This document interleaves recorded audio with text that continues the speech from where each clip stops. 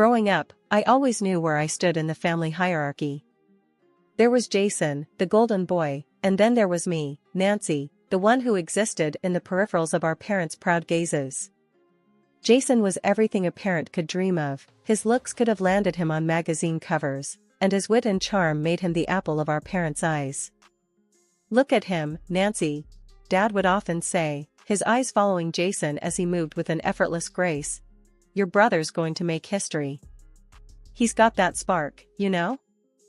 I'd nod, forcing a smile, my voice a mere whisper in the shadow of Jason's brilliance. "Yeah, he's amazing." Mom was no less enamored. Dinner conversations always centered around Jason's accomplishments. "Did you hear about Jason's new achievement, Nancy?" she'd start, her voice tinged with excitement.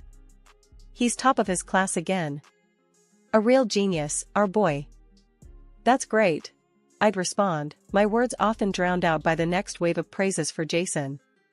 My own achievements, though decent, never seemed to make waves. They were just gentle ripples that faded quickly against the shore of Jason's triumphs. It wasn't that they didn't love me or care for me. It was just that Jason's light was blinding, casting a long shadow where I stood, quietly observing, quietly learning. I remember one evening, trying to share a piece of my world. "I won the school art contest today," I murmured, hoping for a sliver of their attention. "That's nice, dear," Mom replied, her smile sincere but fleeting. "Could you help set the table?" The conversation swiftly shifted back to Jason's recent debate victory.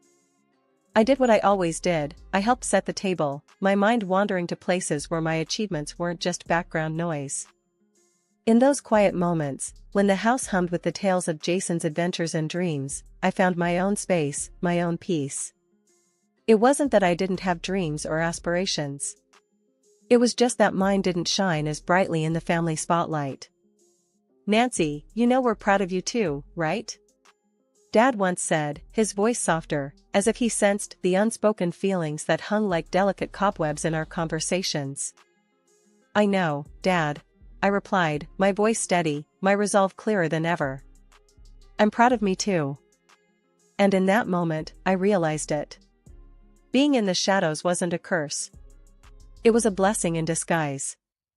It was where I found my strength, my resolve, and my path.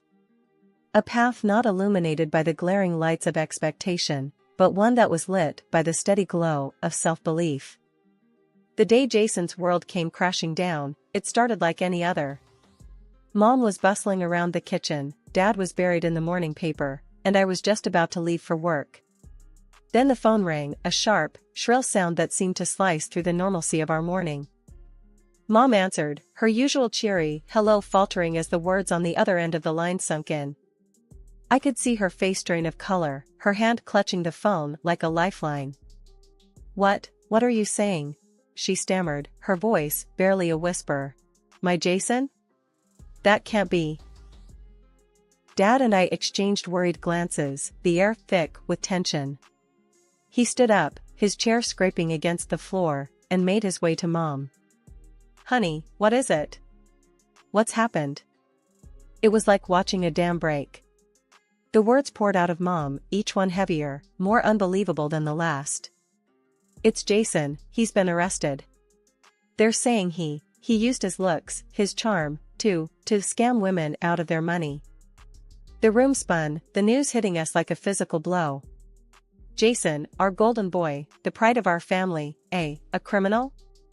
It didn't add up, it couldn't. But the weight of the truth was undeniable, pressing down on us, suffocating. Dad slumped back into his chair, his face the picture of defeat. How did we not see? All this time, we thought he was our perfect son, but we were blind. I stood there, frozen, the familiar feeling of being in the background now a twisted comfort. But this time, the background was a stage for a tragedy, a play where our family was coming apart at the seams. Mom was sobbing now, her body racked with guilt and disbelief. We failed him, we spoiled him. Gave him everything, never questioning, never doubting. And now, look what he's done. Her words were like bitter pills, hard to swallow. We had all played our parts in this, in one way or another. Our silence, our blind adoration, they had fueled Jason's fall just as much as his own actions. I moved closer, my own shock giving way to a need to hold my family together. Mom, Dad, this is hard. It's going to be hard. But we need to face it, deal with it. We can't let this break us. Dad looked up, his eyes meeting mine, a silent understanding passing between us. Nancy's right. We need to be strong, now more than ever. We sat there, the three of us, bound by blood and a shared heartache. The golden image of Jason, the one we had all held on to, had shattered. Sitting at the old, creaky kitchen table that had witnessed so many family dramas, the air felt different, almost electric with change. Mom and Dad had called me over, their faces solemn, a stark contrast to the usual casual weekend dinners. Nancy, we need to talk, Dad began, his voice unsteady. He was a man of few words, so the seriousness in his tone immediately set off alarms in my head. Mom reached across the table, her hand trembling slightly as she took mine. Honey, your father and I have been doing a lot of thinking. About the past, about how we treated you and Jason. I felt a knot forming in my stomach.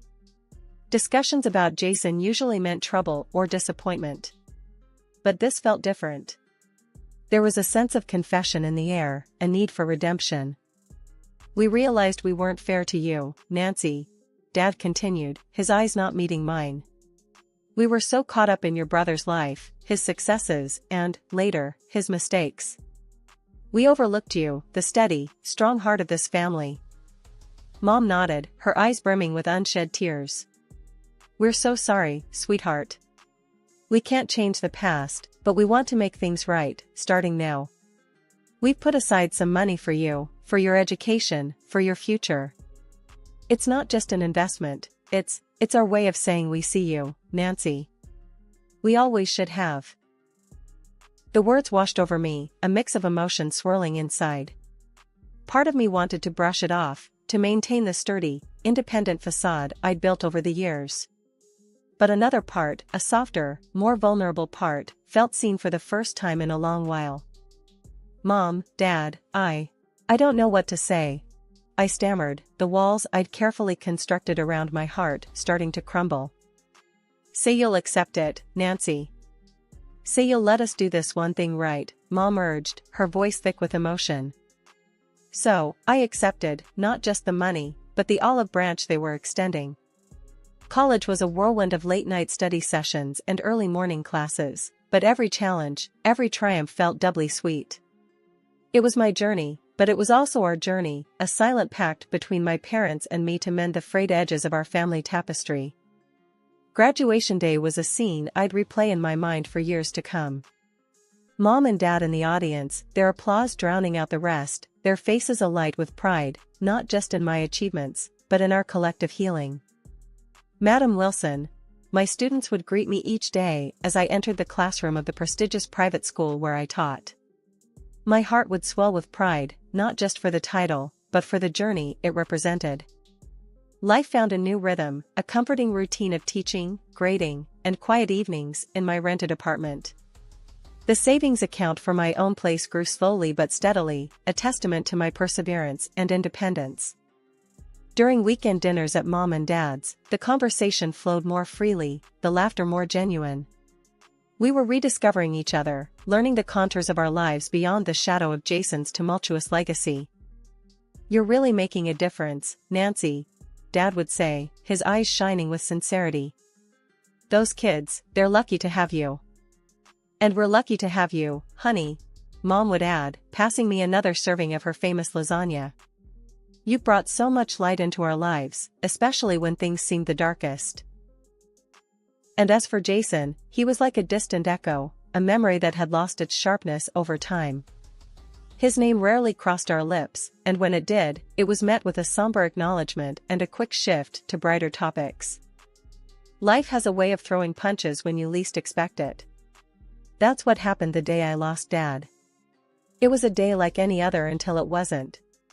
The phone rang, shattering the calm of my morning routine. It was Mom, and the tremble in her voice told me something was terribly wrong before she even spoke. "Nancy, it's your dad," she said, each word soaked in grief. He's had a heart attack. He's gone, Nancy, he's gone." The world stopped. Just like that. Dad, the steady rock of our family, the quiet force that held us together, was gone. I couldn't breathe, couldn't think. All I could do was listen to Mom's sobs on the other end of the line. "I need you, Nancy. Please, I need you here," she pleaded, her voice a lifeline in the midst of my own swirling despair. "I'm coming, Mom. I'm coming right now," I managed to say, my voice sounding foreign to my own ears. The drive to my parents' house was a blur. My mind replayed a million memories, each one a sharp reminder of what we'd lost. Mom was a wreck when I got there, her tears a silent testament to the love she'd shared with Dad for all those years. "We didn't even get to say goodbye, Nancy," she cried, her words breaking on each sob. "He was fine last night, and now he's just gone." I held her, two pieces of a puzzle, trying to hold each other together. There were no words, no comfort to be found in the usual platitudes. So, we just stood there, holding on to each other, the silence speaking volumes. The days that followed were a haze of arrangements and condolences. Relatives and friends came and went, each one trying to offer some solace, some sense of normalcy in the face of our raw grief. "I can't believe he's gone, Nancy," Aunt Linda said, her eyes red from crying. "Your dad was such a good man, a real pillar of the community." I nodded, the lump in my throat making it hard to speak. "He was the best, Aunt Linda. The best." And then there was the matter of Jason. The brother who'd cast such a long shadow over our lives was nowhere to be found. Mom, despite everything, had reached out to him, a mother's love overcoming even the deepest hurt. "He didn't even care, Nancy," she told me, her voice hollow. "He just asked about money, about inheritance. As if your dad's life was just some transaction." The anger that flared within me was fierce and protective. "Forget him, Mom. He made his choices. We're better off without him." The funeral was a quiet affair, just a few close friends and family. The absence of my brother was a silent scream in the midst of our mourning, a final proof of the divide that had grown between us. After everyone else had left, Mom and I stood by Dad's grave, the finality of it all hitting us like a physical force. "He loved you so much, Nancy," Mom said, her hand gripping mine. "We both did. We both do." I squeezed her hand back, the gesture a promise, a vow. "I know, Mom. And I love you. We'll get through this. Together." Life was different after that. The house felt emptier, the conversations quieter. But in that quiet, there was also a sense of unity, of two people coming together, sharing a loss, and somehow finding a way to keep moving forward. Life after Dad's passing was like walking through a fog. Me and Mom, we were trying to pick up the pieces, make sense of a world that had tilted on its axis. That's when the greed we thought we'd left behind came knocking. I started noticing it, subtle at first. Mom would get these phone calls, her face turning all shades of worry as soon as she saw the caller ID. She'd step into the other room, her whisper seeping through the walls, laced with tension and unease. "Mom, what's going on? Who keeps calling?" I finally asked one evening, unable to shake the feeling that something wasn't right. It was like watching a dam break.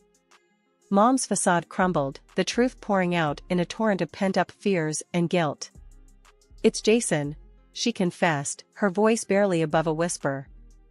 "He's been calling, asking for money. I've been sending it to him, Nancy. I didn't want to worry you." My heart sank, a mix of anger and disbelief churning inside me. Jason? After all this time, after everything, he has the nerve to ask for money? Mom nodded, her eyes clouded with regret. I know it's wrong. But he's my son, Nancy. I couldn't just turn him away, not completely. I took a deep breath, trying to steady the storm inside me. Mom, we can't do this. We can't let him bleed us dry. He didn't even care enough to come to Dad's funeral. His greed, it's got no end. The decision was made. Next time Jason called, we'd put an end to it, once and for all. The phone rang, right on cue, Mom's hand shaking as she answered. Jason, listen. She started, her voice stronger than I'd heard in a long time. I can't do this anymore. There's no more money. You need to figure things out on your own. The response was a barrage of insults and threats, Jason's voice a venomous hiss spitting through the phone. But Mom stood her ground, her resolve a newfound armor against his greed. After she hung up, the silence that followed was heavy, loaded with the weight of a severed tie, a final break from the son who'd chosen his path, a path of selfishness and greed. Just when we thought we'd weathered the worst of the storm, life hit us with another cruel blow. Mom, she'd been the glue holding me together after Dad passed, but her heart, it seemed, was more fragile than we knew. I found her that morning, peaceful like she was just sleeping. But I knew, the silence in the house screamed it, she was gone. The pain, the loss, it was like a punch to the gut, knocking the wind right out of me. I called Aunt Linda, my voice a shaky whisper, Aunt Linda, it's Mom, she's passed away. The line went quiet, the kind of silence that's heavy with unspoken words. Oh, Nancy, she finally said, her voice thick. I'm so sorry. Your mom, she was one of the good ones. The days that followed were a blur. There were arrangements to be made, people to call. The same people who'd just offered their condolences for Dad were back, their faces etched with shock and sympathy. I was running on autopilot, doing what needed to be done, but inside, I was screaming. How much loss can one person take? First Dad, then the betrayal of cutting ties with Jason, and now Mom. The funeral was a quiet affair, just close friends and family, the air thick with grief and whispered prayers. And once again, the gaping absence of Jason was like a dark cloud, a stark reminder of the choices he'd made, the family he'd turned his back on. After everyone else had left, I stood there alone, the weight of my new reality pressing down on me. Aunt Linda came over, her hand gentle on my shoulder. Nancy, you're not alone in this, she said, her voice firm. You've got family, people who love you. And your parents, they'd be so proud of you, of the woman you've become. Her words, meant to comfort, were a small light in the darkness. But the path ahead was mine to walk alone, a road paved with memories and what-ifs. The house, once filled with the laughter and warmth of a family, now echoed with silence, each room a reminder of what had been, of what was lost. But in that silence, there was also space to breathe, to grieve, and eventually, to heal. The grief was still raw, the loss of Mom like a wound that refused to heal. That's when Jason decided to make his grand return, not with condolences or apologies, but with demands and arrogance. I heard the knock, loud and impatient, echoing through the empty halls of the house that had once been filled with love and laughter. I opened the door, and there he stood, my brother Jason, looking every bit the part of the prodigal son, except there was no remorse in his eyes, just greed and entitlement. Nancy, long time no see, he said, his voice dripping with a false cheerfulness that didn't reach his eyes. Beside him was his wife, her makeup as bold as her husband's audacity. Jason, I replied, my voice steady, despite the storm of emotions inside me. What are you doing here? He smirked, a look that made my skin crawl. Well, sis, now that the old folks are gone, I figured it's time to settle the family affairs. Starting with this house. His words hung in the air, heavy with implications. His wife, standing there like a vulture waiting for its share, chimed in. Yeah, sweetie, why don't you just pack up your things and make it easier for everyone? I felt a flare of anger, hot and fierce. This is my parents' house, my home. You have no right to barge in here and make demands. Jason's smirk widened. Oh, come on, Nancy. We all know Mom and Dad would have wanted me to have this place. I'm the eldest, after all. I shook my head, disbelief and anger mingling in a potent mix. You have some nerve, Jason.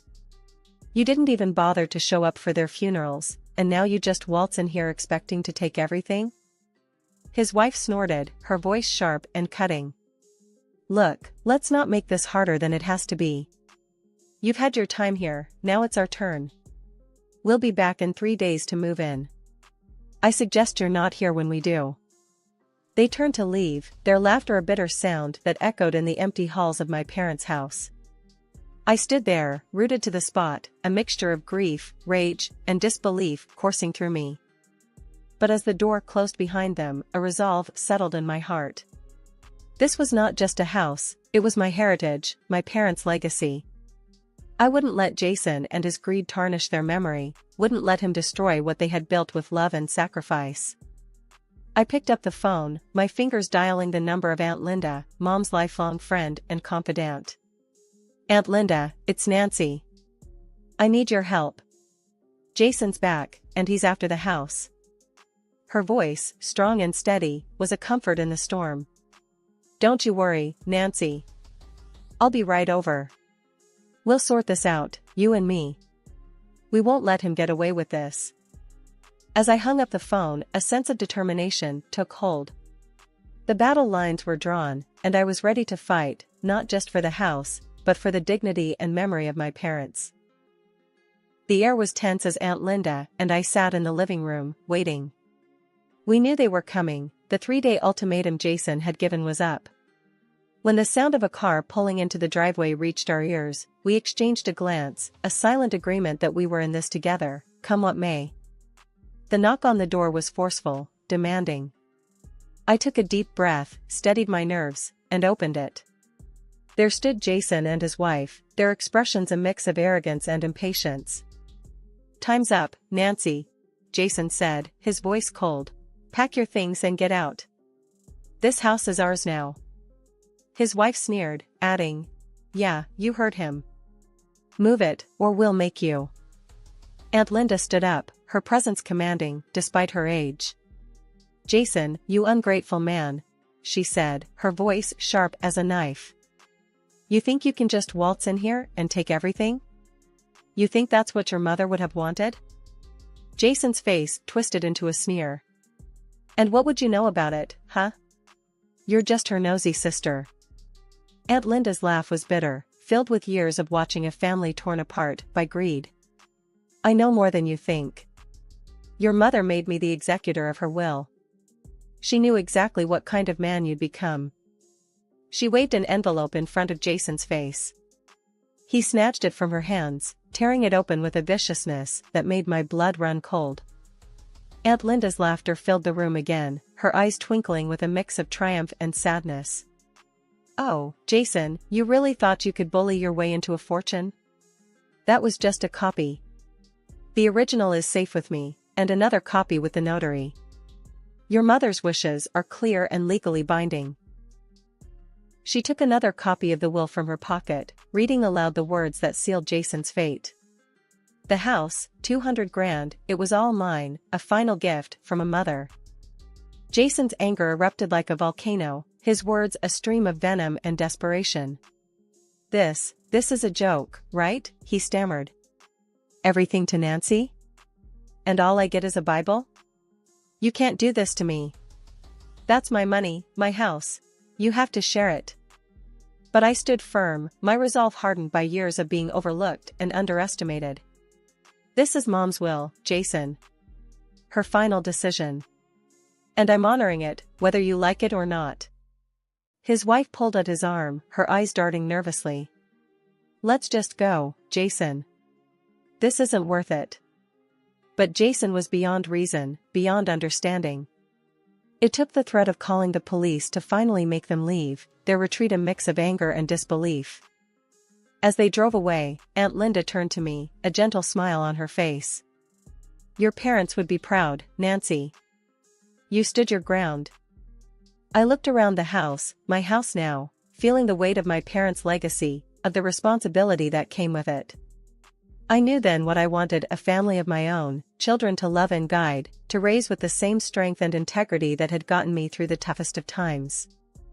Life had come full circle, and as I stood there, in the home that had seen so much joy and pain, I was ready for the future, ready to build a legacy of my own, one filled with love, fairness, and the quiet strength that had been my companion through it all.